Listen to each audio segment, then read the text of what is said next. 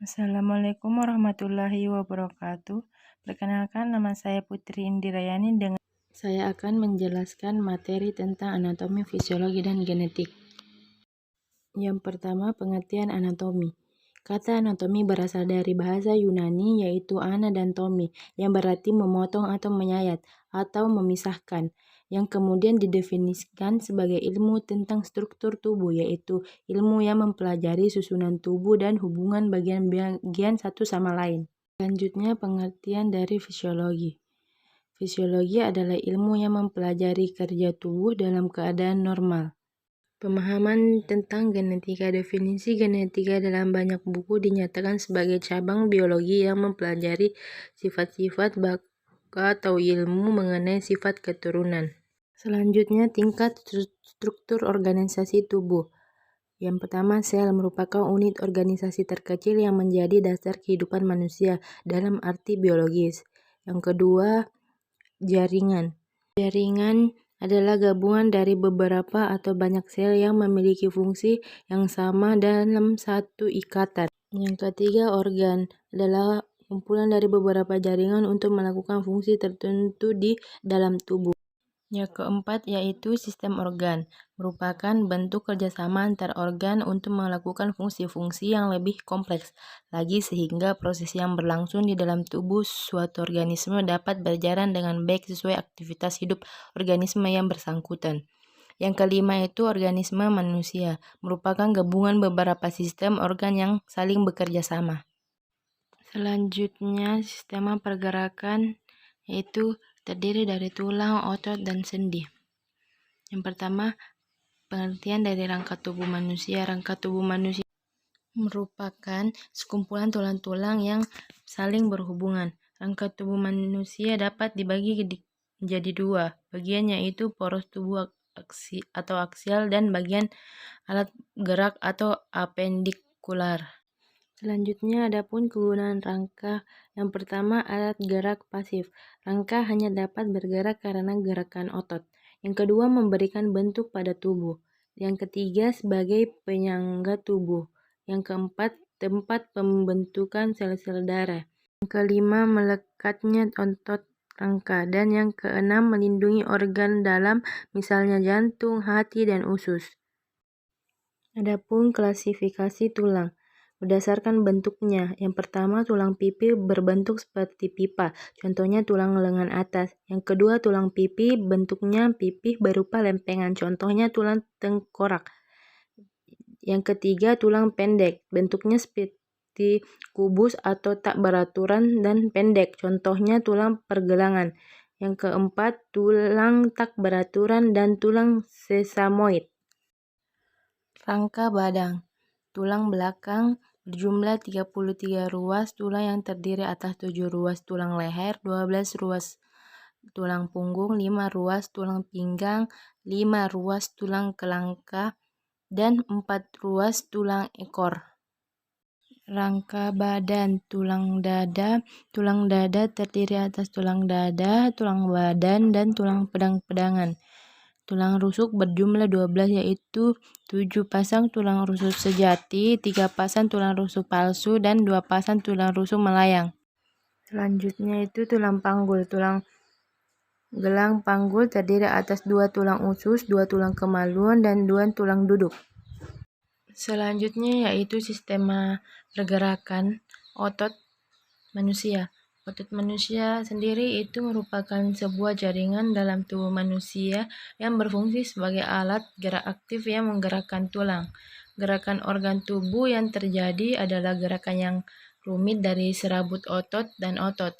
Rangka tubuh manusia dibungkus oleh otot yang disebut daging. Dengan adanya otot, maka rangka tubuh manusia dapat digerakkan. Fungsi otot pada manusia yang pertama membantu sistem peredaran darah manusia.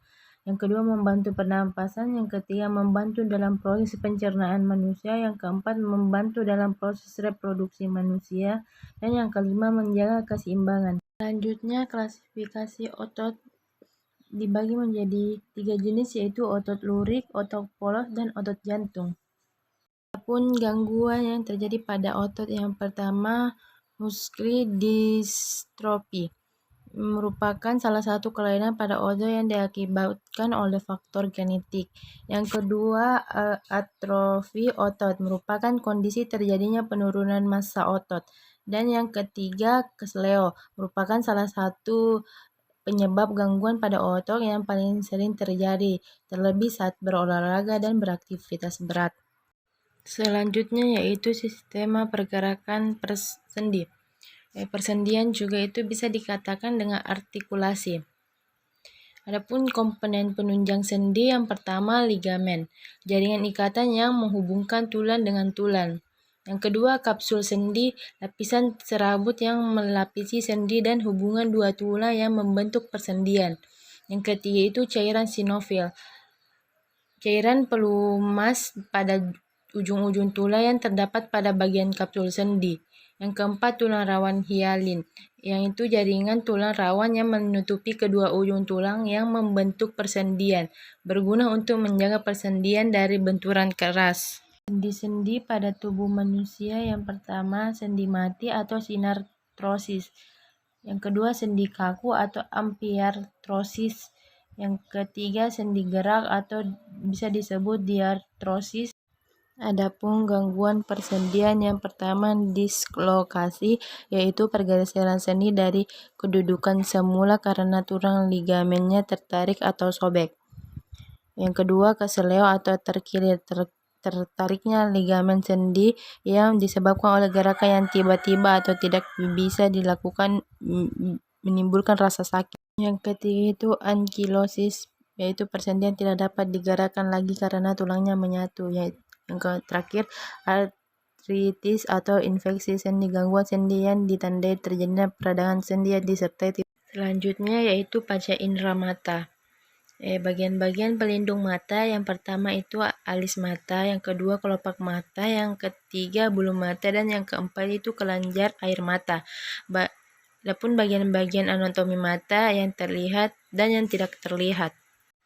Bagian mata yang bisa terlihat itu seperti iris, pupil, kornea, sklera, dan konjungtiva.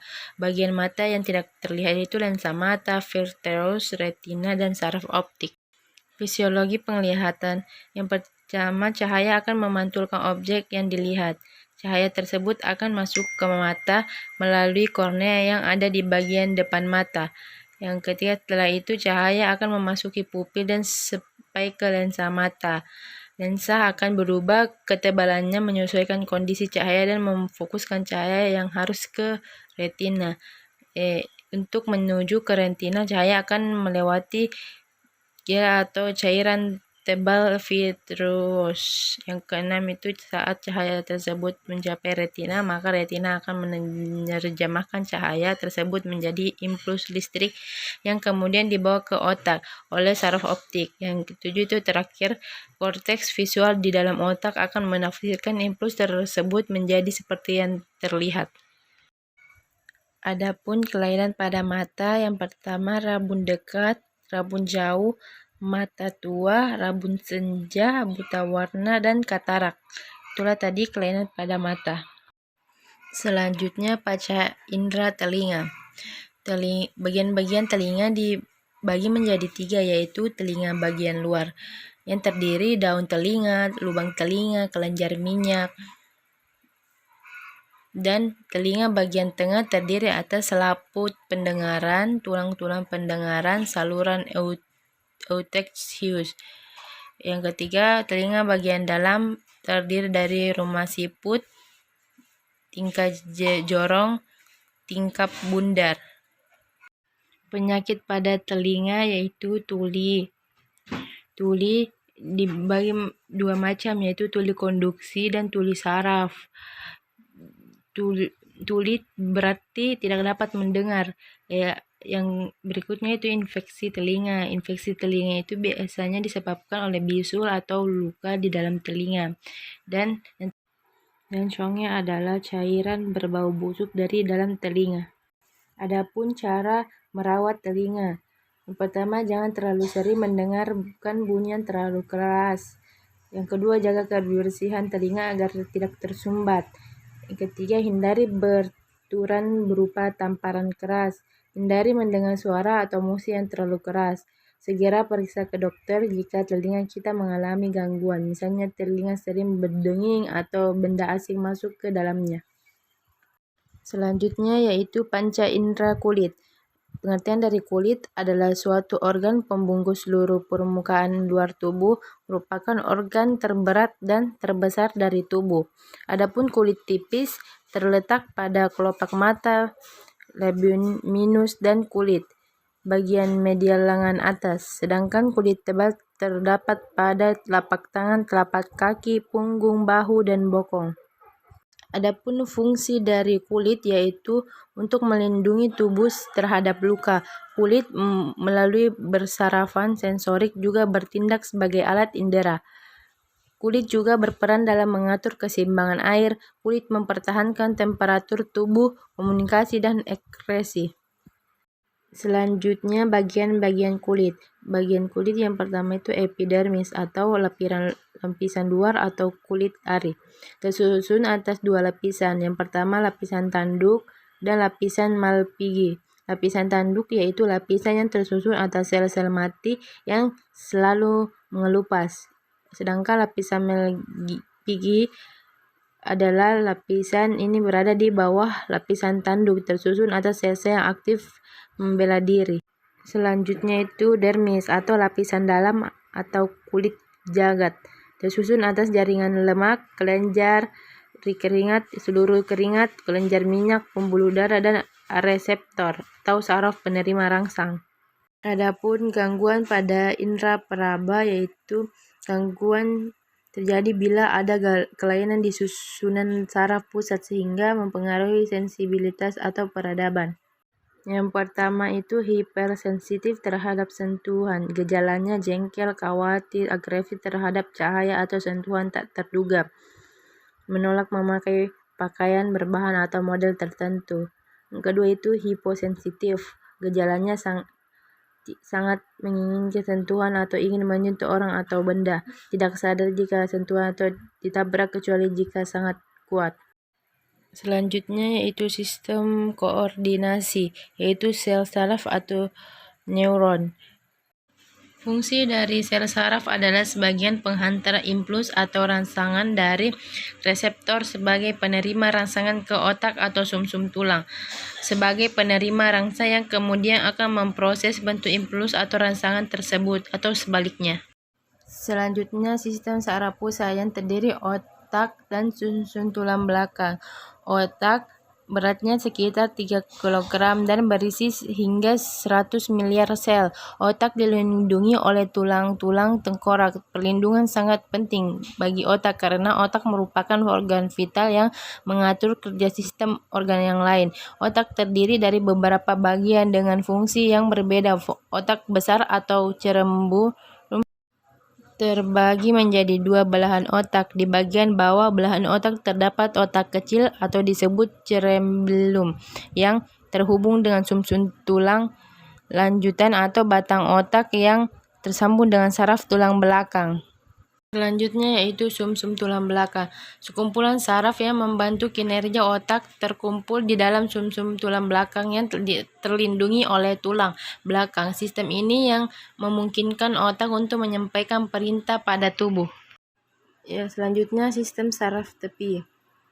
Adapun sistem saraf prefer adalah bagian dari sistem saraf yang di dalamnya sarafnya terdiri dari sel-sel yang Selanjutnya yaitu genetika. Genetika merupakan cabang biologi yang mempelajari sifat-sifat baku atau ilmu yang mengenai sifat keturunan. Adapun konsep dasar genetika, tubuh dibangun oleh sel-sel dan setiap sel mengandung inti di dalam inti terhadap kromosom yang membawa gen. Kromosom merupakan badan mikroskopis di dalam inti sel berupa benang-benang di mana di dalamnya ditemukan gen. Pemberian informasi genetik dari orang tua ke anak disebut pewarisan sifat. Selanjutnya yaitu kelainan pada genetika. Ciri kelainan karena faktor genetika yaitu penyakit tidak dapat menular dan tidak dapat disembuhkan dikarenakan faktor keturunan dari induknya. Itulah tadi penjelasan dari saya. Lebih dan kurangnya mohon dimaafkan. Wassalamualaikum warahmatullahi wabarakatuh.